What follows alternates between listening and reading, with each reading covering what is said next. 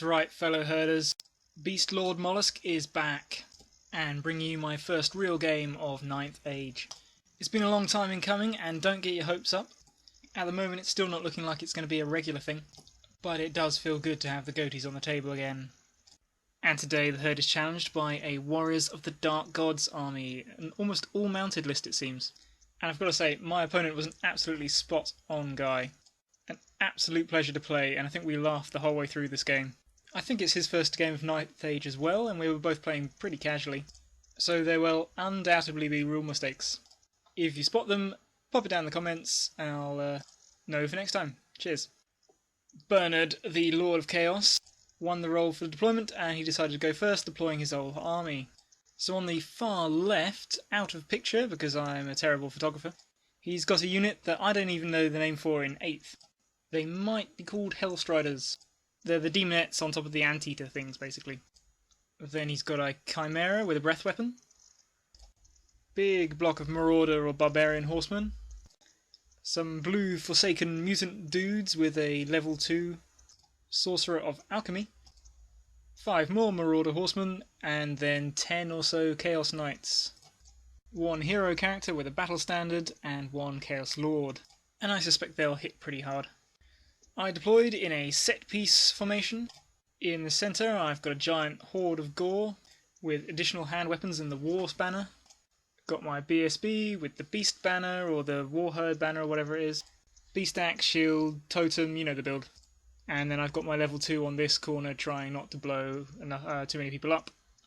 Flanking them are 2 herds of 6 Minotaurs. This one's got my General, the Minotaur Warlord, and he's basically kitted out to be a bit of a bad dude.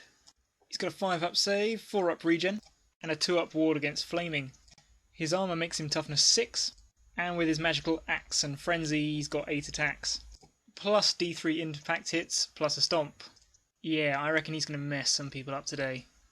In front of them I've taken a leaf out of Once Bitten's book, and have got 2 units of 10 Ungor herd things, mongrels, with standards. And their job is to blunt any cavalry charges, hopefully redirect them, and leave them open to a sledgehammer assault from my main units. Holding the flanks I've got 2 units of centaurs with lances and throwing weapons, because I really like those in my tournament. They're both sober, and their main purpose is anti-chaff, although I am angling to try to get them in position to make a combined charge into the flank when I commit my main units.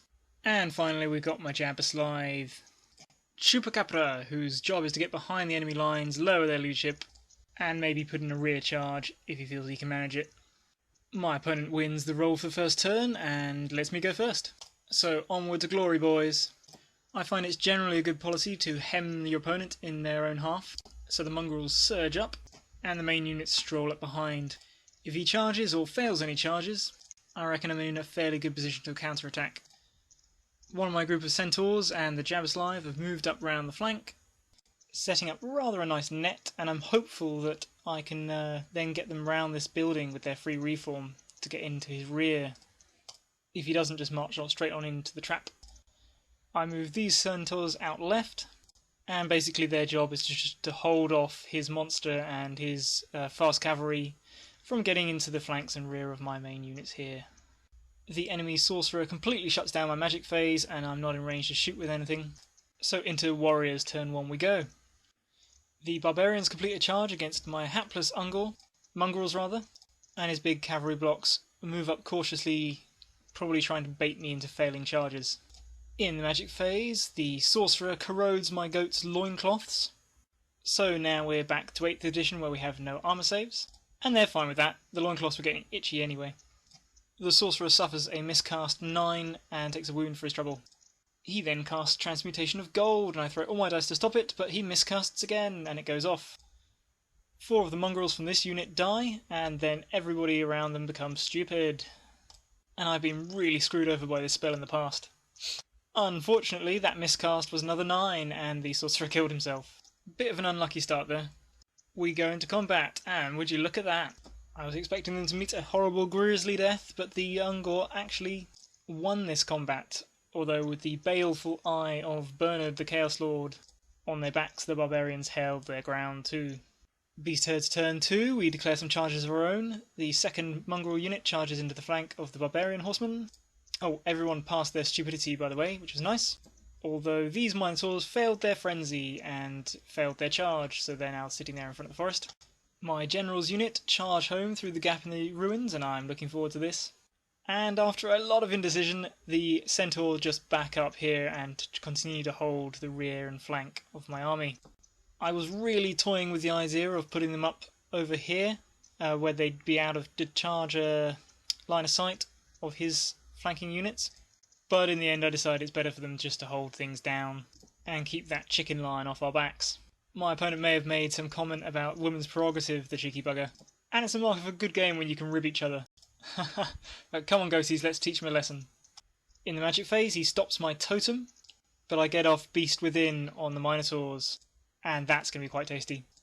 I also managed to get off Swarm of Insects on the Chaos Warrior Knight units, but yeah, that does nothing, despite scoring 22 hits. Oh, and you can also see that I've moved my Centaurs up to protect my Minotaurs, because if the Knights break through here, I'm in a world of trouble. And Chupacabra has just moved up over here to stick his tongue in Bernard's ear. Oh, and there's a better picture of that. The Jabberlife does have wings, they're magnetised and they kept falling off, so I couldn't be bothered with it for this game. In combat here, we failed to do anything. Mongrels back to their normal form. We do in combat, we must do, but the barbarians hold again. Over here, impact hits alone take off the back rank, and then the Minotaurs proceed to eat the entire unit bar the standard bearer, who miraculously holds his ground with insane courage. I don't know what the price of cowardice is in this Chaos army, but it seems unpleasant. Warriors turn 2, the blue things charge my mongrels. Lord Bernard and the Battle Standard Bearer charge out of the Chaos Knight unit and into my centaurs, who stand and shoot, doing nothing. And thinking about this, I'm not entirely sure this is legal. I don't think you used to be able to charge multiple characters out of a unit. Maybe you are. Maybe let me know in the comments. The rest of the unit then backs up, and the goats do their best at making chicken noises. Over on the left side, the Hellstrider Anteater things move up here to challenge my centaurs, and the Chimera moves back around towards its deployment zone. And the Minotaurs don't necessarily like it being there, but there's nothing they can do, and I'm just going to ignore it for now. Unsurprisingly, the mongrels can't stand up to the blue mutants. They flee and bounce through my gore block.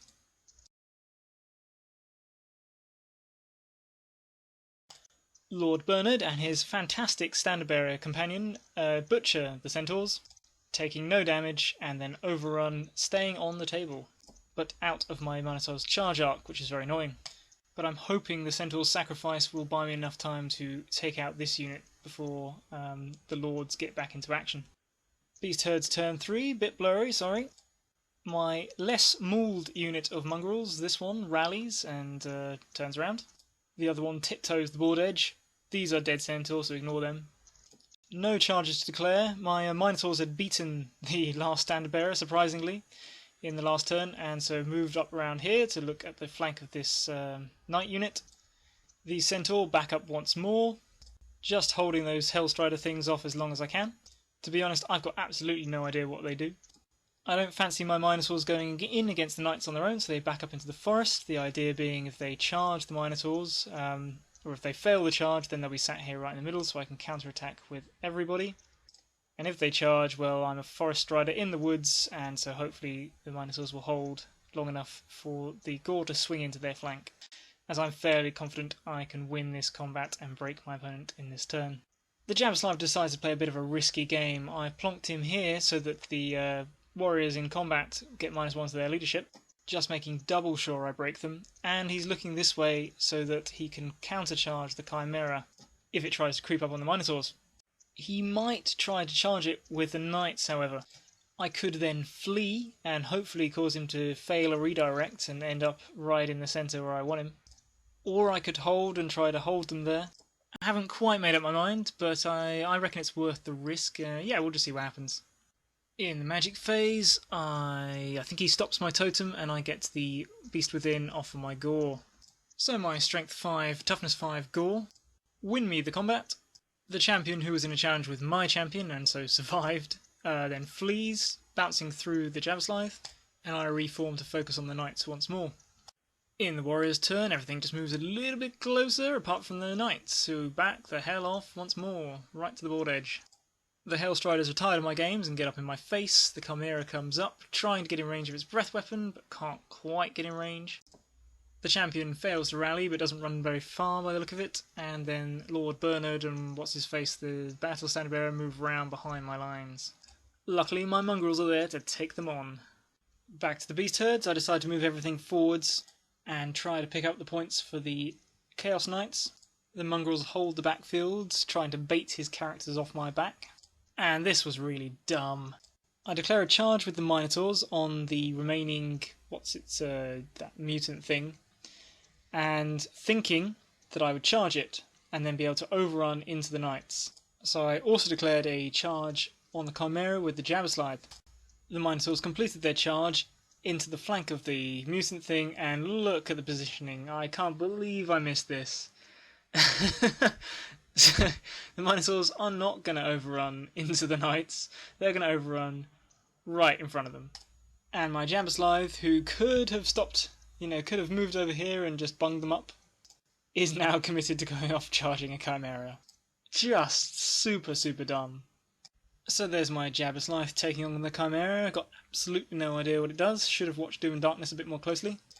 And then over at the rear left, my Centaurs have charged the Anteater things. Time to stop messing around and see what they can do. We lose one to their Kinky Whips on the way in. Again, not sure what they do, but I'm hoping my Strength 6 on the charge will carry the day. In the magic phase, I get off the Blooded Horn totem on my Gores and the Beast Within on the Minotaurs. Just trying to make those knights' jobs a little bit harder. My opponent whiffs his attacks, he got to go first, and then the Centaur smash his unit. Quite surprised by that. Go, Centaur! But then over here, it was so bad. The Minotaurs just overrun the guy, trample him into the ground, and then run 11 inches. Just the perfect amount to give the knights their flank and block my units from coming in to help them. Seriously, guys. Seriously. In the Clash of the Titans over here, I think I wound the Chimera, but yeah, it's got like 7 attacks.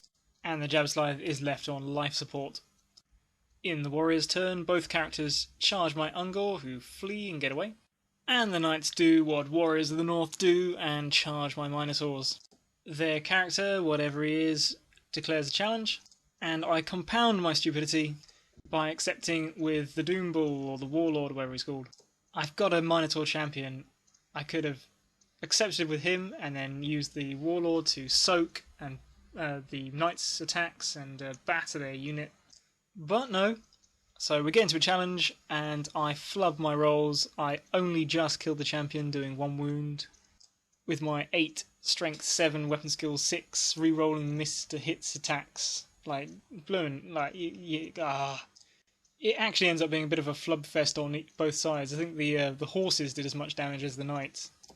But they still win by about 5, and I've got leadership 8 down to, I needed a 3, I think, and yeah, not making that.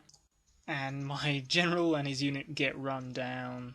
But, call me an optimist, I think those knights' days are numbered. And yeah, over here, poor Jabberslide. He did another couple of wounds, but in the end, 3 heads were better than 1. And I forgot to mention last round he needed double 1s to stay, and he got it. But yeah, in future, charging Jabberslides at Chimeras is a no-no.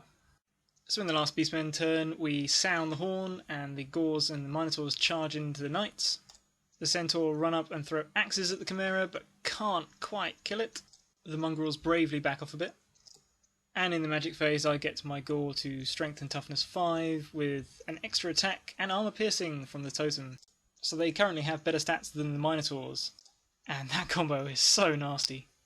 I was seriously considering building lists without magic or shooting, and just trying to speed the game up, but this battle has convinced me otherwise. So to no one's surprise, the goats win combat. The warrior knights fought bravely, and they've earned themselves heroes' graves today. The Minotaurs have to overrun, and my goats turn around to face his characters. And with nothing else my opponent can really do, apart from, maybe charge some mongrels, we call the game there. Brilliant game. It's pretty much 8th, with a bit more of a toned down magic phase, simpler terrain rules, and beast herds who really feel like they can have presence on the table. 90% of the time, my guys are re-rolling to hit. I think the only primal urge, or whatever it's called, I failed was in that encounter with my Minotaur and my general with the Chaos Knights. But then I do have a knack for passing leadership tests. And couple that with the speed and the number of high strength attacks you can actually get, the herd feels really solid. I've got to say, this is probably one of the most fun games I've had in a while, and I enjoy all my games.